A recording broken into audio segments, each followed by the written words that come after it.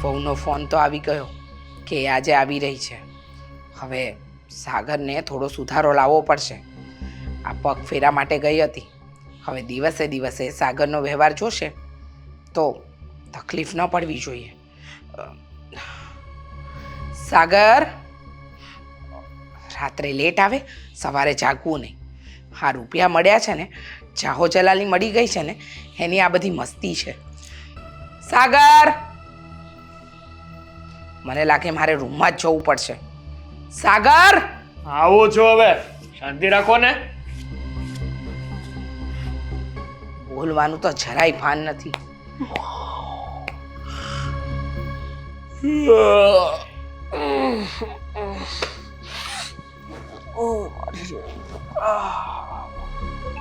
શું છે? શું સવારમાં મગજનું દહીં કરો છો? ખબર છે કે હું સવારમાં થોડું લેટ ઉઠું છું, તો શું મને બોલાવવાની જરૂર છે? આ વહુનો ફોન આવી ગયો છે, હમણાં કલાકમાં આવતી જશે. આ એના પિયરથી નીકળી ગઈ છે, એ તો ખબર છે ને. તો શું કરવું? આરતી ઉતારું? આ ડીશ લઈને ઊભો રહું કે મારી પત્ની આવે છે તો એની હું આરતી ઉતારી લઉં? આવો. સાગર, હા, તારી આદતોના કારણે આપણા સમાજમાં તો કોઈ છોકરી આપી નહીં. માંડ માંડ તારા માટે હું ગોતીને છોકરી લાવી અને તું હજુ સુધારવાનું નામ નથી લેતો. મેં નહોતું કીધું તમને. મેં છે ને જરાય નહોતું કીધું કે તમે મારા લગ્ન કરાવી આપો. હું જીવતો હતો ને મારી લાઈફ શાંતિથી. પણ આ તો જ્યારથી લગ્ન કરાવ્યા છે ને ત્યારથી મારી લાઈફનો તો બાટલો બેહી ગયો છે. હા હા, સાચી વાત છે. તું જે આ બધું કરી રહ્યો છે એનું પરિણામ છે ને ભોગવવું પડશે.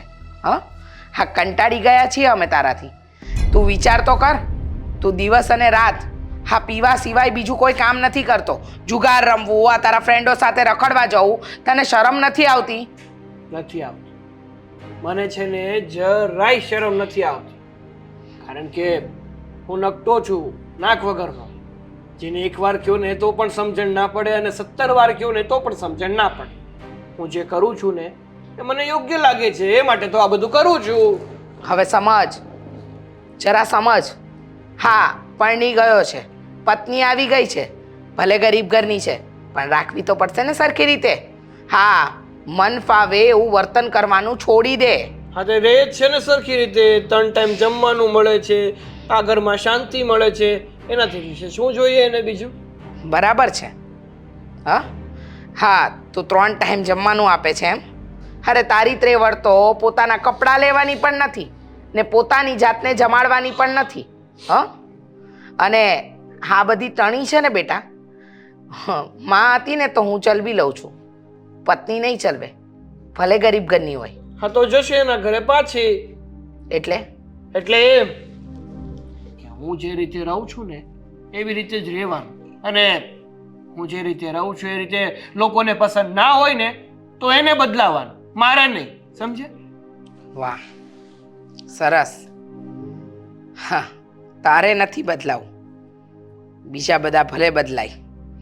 હા સાગર, અત્યાર સુધી મને એમ હતું કે તું લગ્ન પછી સુધરી જઈશ, જવાબદારી ઉઠાવતો થઈશ. અરે તારા પછી મારે દામિનીના પણ લગ્ન કરાવવાના છે. તારા પપ્પા નથી હયાત, બધો વિચાર તો કર. અને સમાજમાં માંડ માંડ ગોઠવ્યું ને ત્યાંય તે સગાઈ તોડી નાખી હતી, અને પછી તો સમાજમાં કોઈ છોકરી ના આપી, અને બહારથી આ ગરીબ ઘરની છોકરી લાવી છું. હા, તો તને એની સાથે રહેવામાં વાંધો છે અને ઉપરથી મારી સાથે દાદાગીરી કરે છે.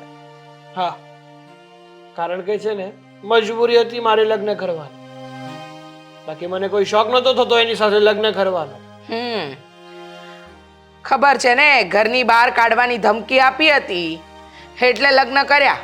પણ યાદ રાખજે, આ પત્ની સાથે સીધો નહીં રહે ને તો પણ ધમકીઓનું લિસ્ટ તો મારી પાસે લાંબુ છે જ. એટલે સરખી રીતે એની સાથે રહેવાનો પ્રયત્ન કરજે. જો આ તમારી બેતુકી ધમકીઓથી છે ને હું કઈ ડરતો નથી. ગમે એમ તોય હું તમારો દીકરો છું, અને તમારી માથે પડ્યો છું ને તો તમારે ઉપાડ્યા વગર છૂટકો પણ નથી. વાહ, સારું કહેવાય. હા, દીકરાઓ મોટા થઈને મા બાપનો ભાર ઉઠાવે. અમારે તો દીકરો એવો પાક્યો કે જેનો ભાર અમારે ઉઠાવવો પડે છે. તમારો દીકરો છું. હા, એટલે ભાર તો ઉપાડવો જ પડે ને, અને જો ભાર નહોતો ઉપાડવો તો મને જન્મ જ નહોતો આપવો ને. ખબર નહોતી ને કે મારા પેટે આવી સંતાન પાકશે, પણ કાંઈ વાંધો નહીં.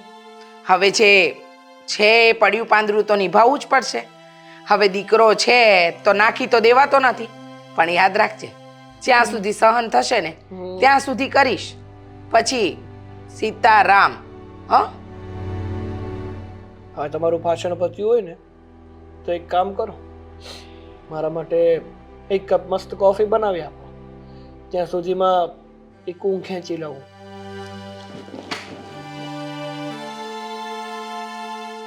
હજી સુવાની વાત કરે છે? નહીં સુધરે.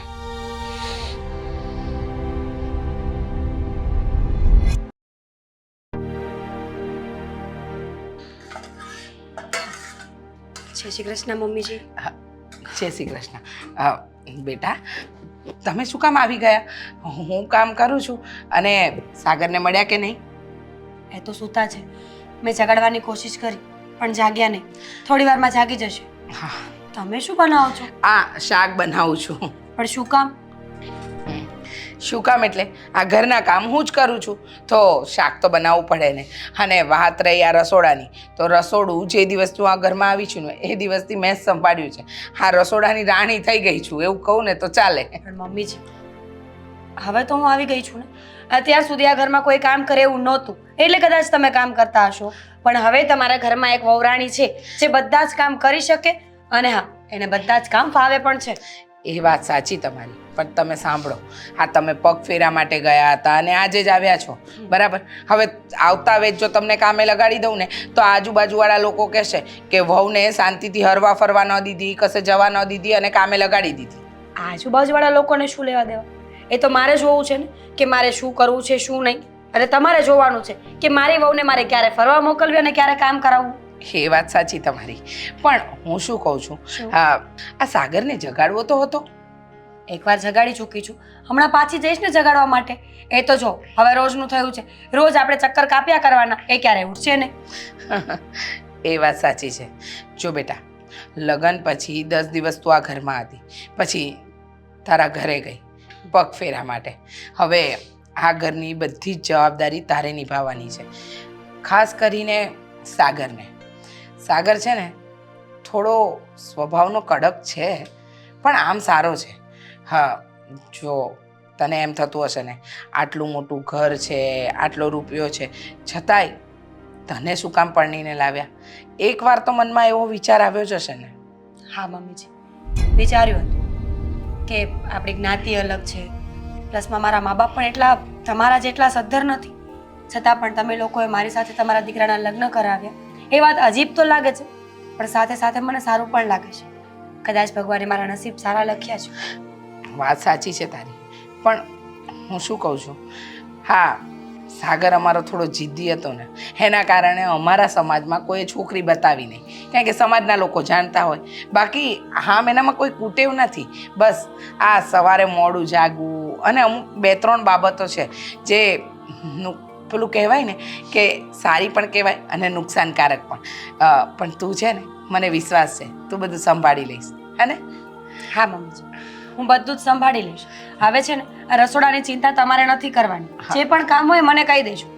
સારું, પણ અત્યારે તો શાક બનાવી લઉં કે ના બનાવું? બનાવી લો, પણ રોટલી હું બનાવીશ.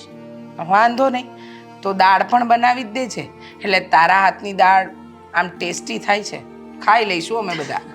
ભલે. હું શું કહું છું, આ તમારા પિયરમાં બીજા બધા મજામાં છે? બધા મજામાં છે. પપ્પા તો કહેતા હતા કે તારા સાસુમાને કહેજે તને લેવા માટે આવે, પણ તમે આવી ના શક્યા. એવું હોય ને તો એક દિવસ આપણે બંને સાસુઓ સાથે મળીને જઈશું. હા હા, જઈશું, ચોક્કસ જઈશું.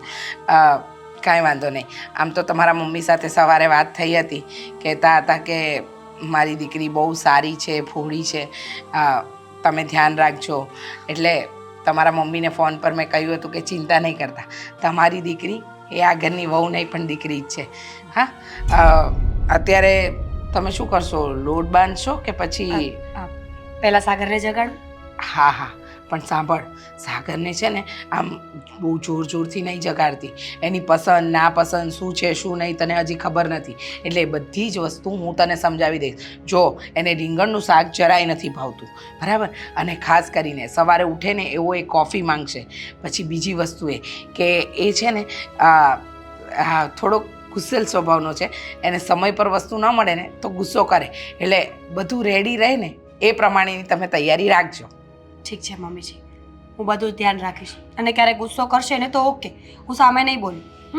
સારું, હું જાઉં છું. હા.